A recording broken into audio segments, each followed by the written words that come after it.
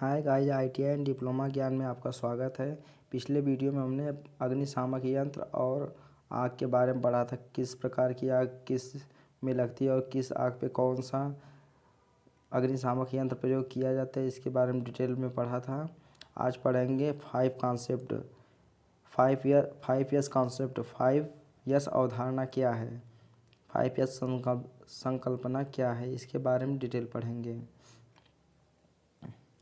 5 yes संकल्पना को लागू कर कार्यप्रणाली को अपनी वर्तमान स्थिति से व्यवस्थित किया जाता है एवं आम तौर पर यह विधि किसी संगठन द्वारा लागू होने वाली प्रथम विधि है।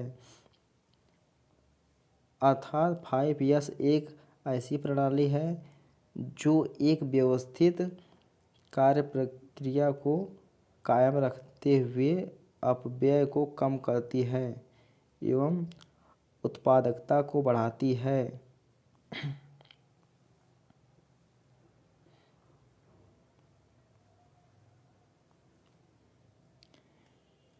दृश्य संकेतों का उपयोग कर और अधिक तर्क संगत परिचालन परिणाम प्राप्त करने में अपना योगदान देती है। ये जो 5 यस है, यह एक जापानी शब्द है जो 5 शब्दों के समूह से बना हुआ है। पहला शब्द है सेरी, जिसको इंडियन भाषा में सॉर्टिंग बोलते हैं, और दूसरा शब्द है सेईटोन, जिसका अर्थ है सेटिंग इन ऑर्डर। तीसरा शब्द है सेइसो, जिसका अर्थ है साइन क्लियर लाइनेस। चौथा शब्द है सेइकेत्सु, जिसका शाब्दिक अर्थ है स्टैंडर्डाइजेशन। और पांचवा यस है शित्सुक। पांचवा शब्द है शित्सुक, जिसका अर्थ है सेल्फ डिसिप्लिन। अब इनके बारे में हम डिटेल में पढ़ेंगे। अब देखते हैं छटनी, सार्टिंग क्या है। छटनी से अभिप्राय है सभी अनावश्यक उपकरण तथा पुर्जों को हटाना।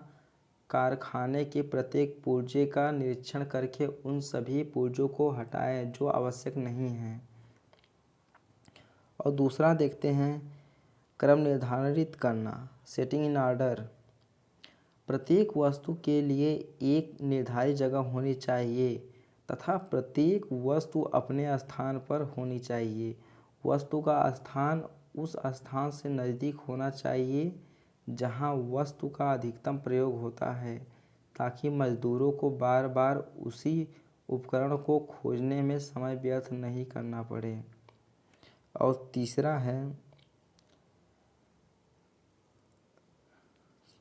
साइन में चमकाना। यह विधि कार्य क्षेत्र एवं सभी मशीनों के स्वच्छीकरण से संबंधित है। स्वच्छ वातावरण में कार्य करने से कर्मी किसी यंत्र व खराबी को आसानी से समझकर उसका निवारण कर सकता है।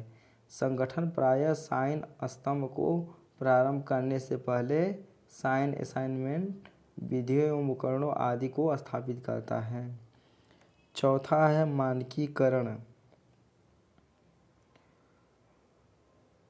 5 यस के सभी तीनों स्तंभों को लागू करने के बाद अगला स्तंभ मानकीकरण है, जिसके अंतर्गत कार्य क्षेत्र में एक सर्वोत्तम प्रक्रिया का मानकीकरण किया जाता है।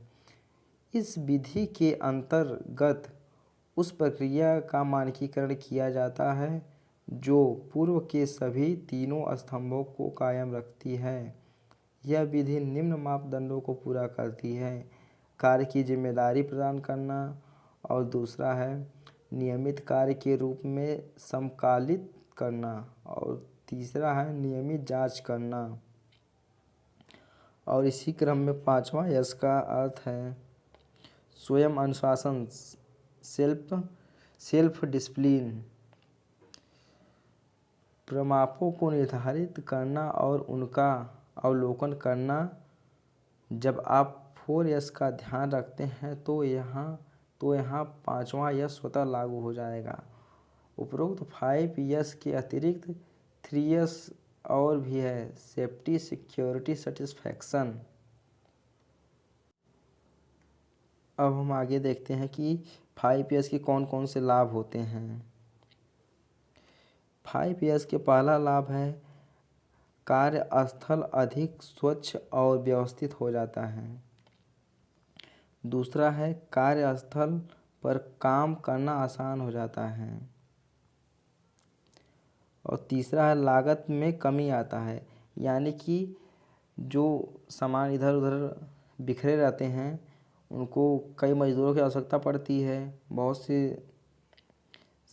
से उपकरणों का उपयोग किया जाता है। इसीलिए अगर क्रम से रहेगा इन 5S को लागू करते हैं तो हमारा लागत में जो मतलब एक्स्ट्रा अतिरिक्त लागत लगता है उसमें कमी आएगी। और चौथा है लोग अधिक अनुशासन में रहते हैं। पाँचवा है देरी नहीं होती।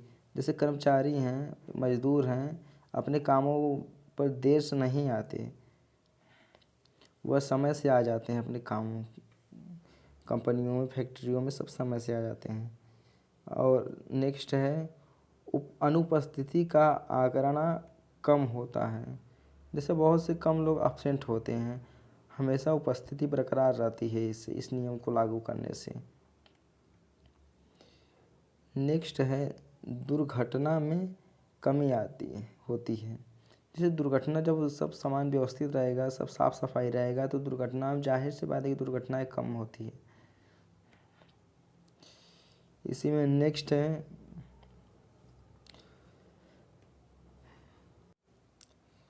अधिक उत्पाद एवं उच्च गुणवत्ता में वृद्धि होना।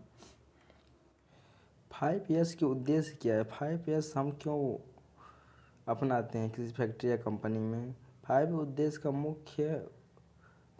मुख्य उद्देश्य है पहला, उन्नत संयंत्र अनुरक्षण। संयंत्र के किसी खंड के कामगार उसे साफ सुथरा रखने के लिए जिम्मेदार होते हैं और निष्पादन पर उसके असर से पहले महत्वपूर्ण समस्याओं को उजागर करने के लिए स्वामित्व ले सकते हैं। उत्पादन कामगारों और विशेषज्ञ अनुरक्षण इंजीनियरों के काम के विभाजन व्यवसाय की किस्म के अनुसार अलग अलग होती है। तुरंत स्वामित्व सेवा प्रदाता के तहत होने की बजाय व्यवसाय के अंतर्गत ही होता है। दूसरा उद्देश्य गुणवत्ता, क्वालिटी। किसी विनिर्माण वातावरण में धूल या गंदगी के असर की मात्रा उत्पाद उसकी निर्माण प्रक्रिया के अनुसार अलग अलग होती है, पर कोई भी ऐसा क्षेत्र नहीं जहां धूल या गंदगी को पसंद किया जाए। यहाँ तक कि उपभोक्ता को दिए जाने वाले सामान के साथ भेजे जाने वाले कागजात गंदे हो तो इससे कंपनी और उसके कार्य संस्कृति के प्रति बेहद नकारात्मक संदेश जाता है। अन्य मामलों में धूल या गंदगी प्रत्यक्ष या परोक्ष रूप से उत्पाद या निष्पादन पर बेहद गंभीर असर छोड़ सकते हैं, जिससे परीक्षण प्रक्रियाओं की प्रामाणिकता के साथ समझौते की नौबत आ सकती है। दरअसल 5S संकल्पना धूल या गंदगी की समस्या निपटाने से भी ज़्यादा बहुत कुछ करती हैं। अनुपयुक्त लेआउट के चलते ज़्यादा आवाजाही के दौरान उत्पादन क्षतिग्रस्त हो सकते हैं या मानक में निरूपित औजारों को से हटाकर